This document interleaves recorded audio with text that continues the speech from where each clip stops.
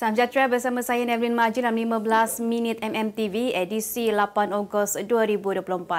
Kita ke berita utama. Mahkamah Tinggi Kuala Lumpur semalam mengarahkan kerajaan menyerahkan tanah seluas 106.542 hektar di Jalan Duta yang kini dikenali sebagai Jalan Tuanku Abdul Halim kepada Sematan Estate 1952 Sdn Bhd yang merupakan pemilik asal lokasi itu. Tanah yang dikenali sebagai Duta Enklave itu meliputi sebahagian Masjid Wilayah Persekutuan, Kompleks Kerajaan Jalan Duta yang turut menempatkan Lembaga Hasilan Negeri, Stadium Hoki Jalan Duta dan Institut Integriti Malaysia. Selain itu, Hakim Datuk Ahmad Syahrir Muhammad Saleh memerintahkan agar penyerahan itu dilaksanakan dalam tempoh 3 bulan bermula semalam tanpa sebarang halangan dan liabiliti dan mendaftarkan Sematan sebagai tuan punya tanah terbabit. Mahkamah turut memerintahkan kerajaan membayar kos sebanyak RM50,000. Sekitar 2009, Pesuruhjaya Kehakiman memutuskan bahawa Sematan kekal mempunyai kepentingan terhadap tanah tersebut yang didakwa telah diambil alih oleh kerajaan dengan cara yang salah dan menceroboh tanah berkenaan. Keputusan semalam bagaimanapun tidak membabitkan hasil perantaraan yang dituntut oleh Sematan daripada kerajaan. Sematan menganggarkan hasil perantaraan yang wajar diterima bagi tempoh 1957 hingga 2021 adalah antara RM3.1 bilion dan RM13.242 bilion beserta faedah. Bekas Menteri Kewangan Tun Daim Zainuddin sekali lagi memohon mendapatkan dokumen berkaitan pertuduhan gagal mematuhi notis Suruhanjaya Pencegah Rasuah Malaysia SPRM supaya mengisytiharkan 70 harta yang dimilikinya.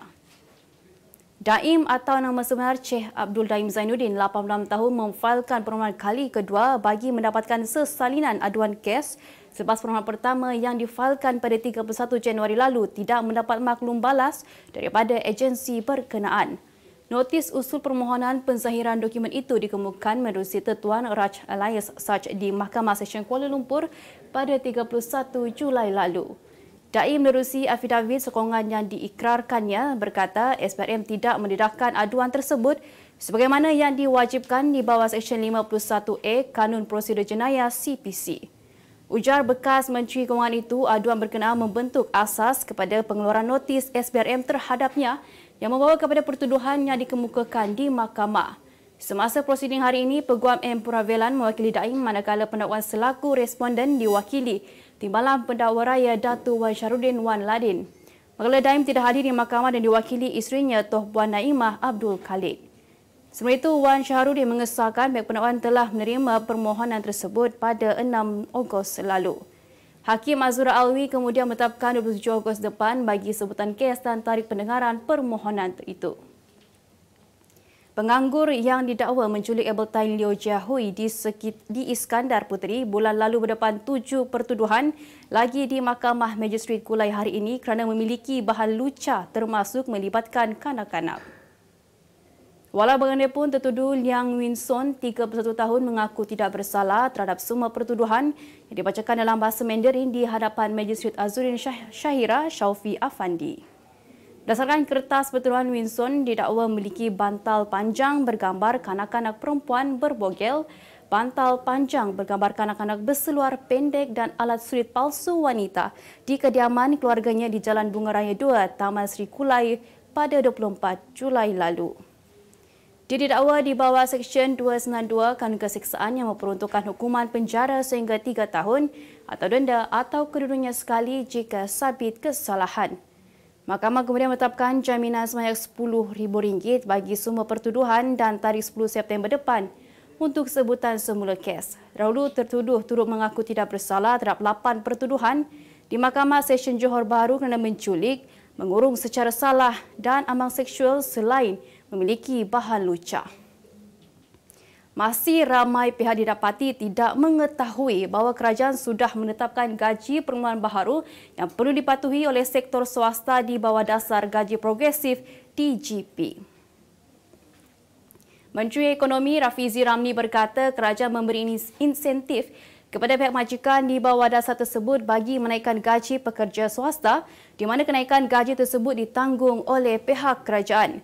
Sementara itu, Rafizi turut berkongsi carta tangga gaji baharu ke beberapa jenis pekerjaan iaitu jurutera mekanikal RM3,380, jurutera awam RM3,115, akaunten dan juru audit RM3,280, ahli nujum RM2,205 dan juru teknik kejuruteraan awam RM2,470.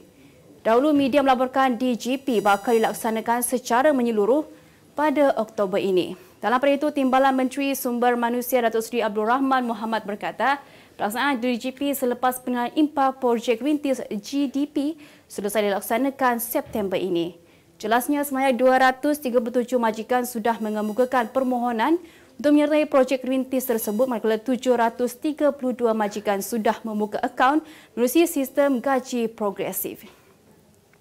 Buat pembaca yang meminati cerita seram, anda boleh dapatkan koleksi kisah seram terbitan Tuan Samli Siren Kosmo dengan harga berpatutan iaitu RM25 senaskah. Untuk pembelian, anda boleh melalui laman web shop.mediamulia.com.my sekarang.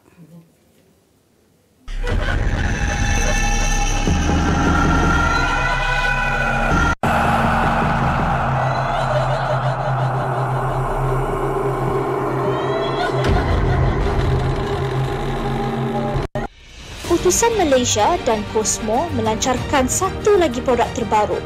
Apa yang ada dalam Iklaneka? Ia adalah platform yang tepat dan efektif untuk mengiklan antaranya pelbagai jenis notis, cartan kosong, hartanah, tender, kenderaan, mencari wali atau waris dan pelbagai lagi. Apa yang anda cari? Semuanya ada di sini. 2 dalam 1. Layari iklaneka.utusan.com.my. 4 suspek yang cuba menyamun pemandu kereta bampiran stesen minyak di Lebuhraya Shah Alam Kesas, Subang Jaya berjaya diberkas petang semalam. Ketua Polis Selangor, Datuk Hussein Omar Han berkata kesemua suspek yang merupakan lelaki warga tempatan itu ditahan melalui operasi yang dijalankan kira-kira pukul 5.30 petang. Katanya suspek berusia antara 30 hingga 41 tahun itu ditahan sepasukan anggota polis dari bahagian siasatan khas jenayah berat di 9 Ibu Pejabat Polisara IPD Subang Jaya. Jelas beliau, kesemua suspek dibawa ke Mahkamah Shah Alam hari ini bagi permohonan reman. Semua ini tular di media sosial sebuah rakaman video dari kamera papan pemuka kenderaan yang menyaksikan mangsa hampir disamun sekumpulan lelaki berkenaan. Dikatakan seperti mahu menjauhi media, penyanyi Hel Hussaini menegaskan tiada sebab untuknya berbuat demikian mahupun mencetuskan salah faham. Hel atau nama sebenar Hel Hussaini Razmi, 36 tahun, berkata situasi tersebut mungkin disebabkan jadual kerjanya yang padat sehingga menyebabkannya jarang bertemu dengan orang sekeliling. Berkongsi perkembangan kerjaya, penyanyi lagu Jampi itu teruja kerana bakal melancarkan album baharu yang memuatkan 8 lagu pada tahun ini. Katanya pasukan produksi kini dalam proses pemilihan karya terbaik yang diterbitkan dalam bentuk album fizikal. Dahulu juri program reality Gimme the Mic itu dikatakan menyalahkan diri daripada bertemu media dalam sebuah acara tanpa mendedahkan punca sebenar. Hal juga didakwa beredar awal ketika menghadiri beberapa majlis hiburan sebelum ini sehingga mencetuskan tanda tanya. Kita ke berita dunia. Sebuah syarikat di China mengundang kecaman netizen berikutan meletakkan syarat calon-calon yang lahir pada tahun anjing dilarang untuk memohon pekerjaan. Syarikat yang namanya tidak didedahkan dan berpangkalan di Bandar Guangzhou, wilayah Guangdong itu menyiarkan iklan pengambilan kaki tangan pentadbiran baru-baru ini. Antara syarat kelayakan adalah memiliki pengalaman bekerja dan mahir menggunakan perisian pejabat selain menawarkan gaji bulanan RM2,500. Rata-rata netizen menganggap syarikat tersebut melakukan diskriminasi. Sumber organisasi berkenaan menyatakan pemilik syarikat dilahirkan pada tahun naga dan percaya dia tidak serasi dengan individu yang dilahirkan pada tahun anjing. Menurut kepercayaan masyarakat Cina, mereka yang memiliki zodiak tersebut lahir pada 1922, 1934, 1946, 1958, 1970, 1982, 1964, 2006 dan 2018. Sebilangan besar jemaah Masjid Agung Ciamis Indonesia meraih perhatian pengguna media sosial kerana memakai topi berwarna merah putih seolah-olah santa sambil berzikir. Menerusi rakaman video yang dimuat naik tersebut, kelihatan jemaah wanita memakai topi serta telekung berwarna merah sebagai menghormati ajaran masjid berkenaan. Malah dapat dilihat jemaah lelaki juga memakai kopiah berwarna merah putih hadir ke program berkenaan. Dalam pada itu, rata-rata pengguna media sosial mengecam tindakan mereka kerana dikatakan lari dari akidah ajaran Islam yang sebenar. Kemas kini pengetahuan anda tentang isu ekonomi dan pasaran. Merangkumi sektor hartanah, perniagaan, keuangan, komoditi, IKS, halal niaga dan dunia korporat. Sentiasa ikuti perkembangan ekonomi semasa di dalam dan luar negara. Semua informasi terkini hanya di hujung jari. Dapatkan edisi ringgit setiap Isnin hanya di Akhbar Utusan Malaysia.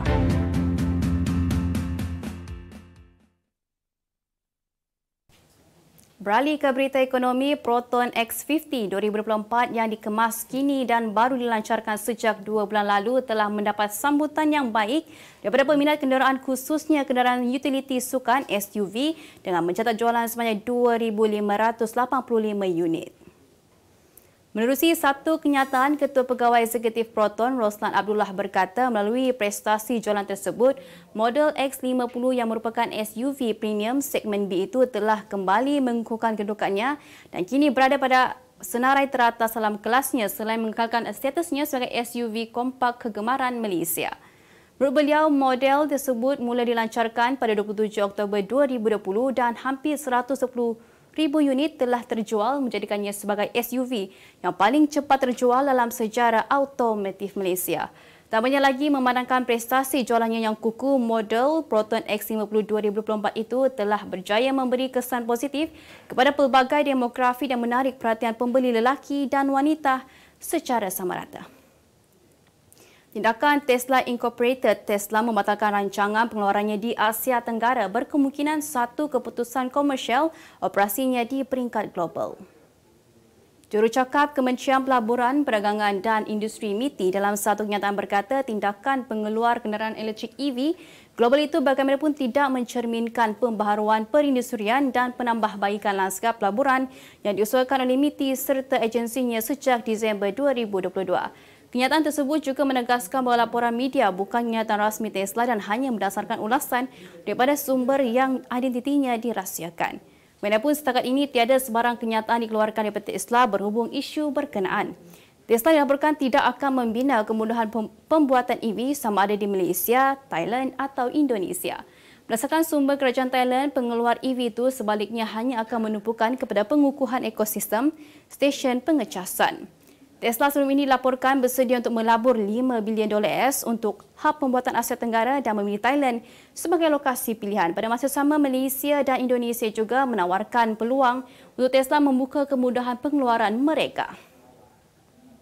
Berita sukan, kita mahu simpan tenaga untuk Kirin. Itu merupakan kenyataan jago berbasikal negara Datuk Azizul Hasni Awang yang memerlukan dia telah mengumpul tenaga dan bersedia untuk memburu pingat emas Sukan Olimpik 2024 dalam acara Kirin. Dapat dilihat, kem berbasikal trek negara telah menyusun strategi terbaik dalam memastikan dua pelumba Azizul Hasni dan Syafidah Sharom berada dalam landasan tepat untuk memburu podium. Semalam, Azizul yang dikenali sebagai The Pocket Rocketman mengakhiri acara pecut dalam saingan 1/8 apabila tewas di tangan pelumba Belanda Jeffrey Hoogland dan tersingkir di repechage pecut individu. Syafidaus pula tewas di pusingan 1/32 kepada pelumba Israel Mikhail Yakovlev dan turut gagal menerusi peluang terakhir di repechage 1/32.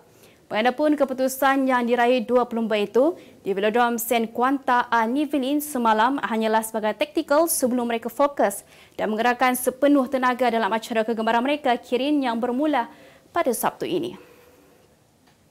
Bekas penyerang Manchester United Anthony Martial yang berstatus ejen bebas selepas kontrak di Old Trafford berakhir dilapor menjadi buruan dua kelab Eropah pada jendela perpindahan kali ini. Marshall menghabiskan masa selama 9 tahun di United dan membuat 300 penampilan serta meledak hampir 100 gol sepanjang tempoh berkenaan. Ketika jendela perpindahan bakal ditutup pada 1 September depan, Marshall masih belum menandatangani sebarang kontrak ketika ini bersama pasukan baru biarpun juara Liga Eropah, Atlanta dan wakil Ligue 1 Lille berminat untuk mendapatkan khidmatnya. Pemain berusia 20 tahun itu dikatakan masih dalam tempoh percutian dan belum membuat sebarang keputusan dan tidak tergesa-gesa untuk membuat keputusan ketika beberapa pasukan dari Liga Bola Sepak Major MLS Amerika Syarikat dan kelab dari Emiria Arab Bersatu juga berminat.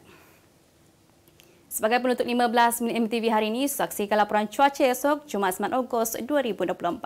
Jangan lupa dapatkan akhbar Tusan Malaysia dan Kosmo untuk berita-berita terkini dan menyeluruh. Sekian sahaja daripada saya, Nevrin Majil. Salam sejahtera dan jumpa lagi.